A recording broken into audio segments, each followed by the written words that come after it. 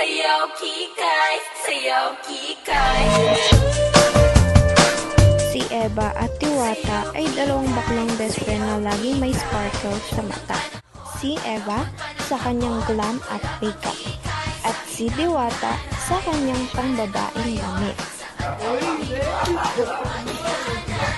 Si Julia, leader ng Queen Bee Group, at ang kanyang tropa ay parang mga anino sa paligid nila.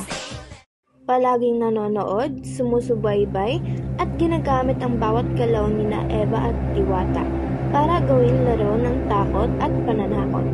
Ang mga text mockery sa social media at mga whispered threats ay parang unseen claws na unting-unting kumakapit sa buhay ng dalawang kaibigan.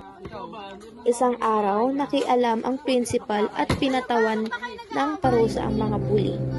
Pero sa halip na sumuko si Julia at ang kanyang tropa ay tila may mas mapanganib na plano. Sa huling eksena, makakaligtas ba ang dalawa sa gitna ng galit at kasamaan ng mga bully?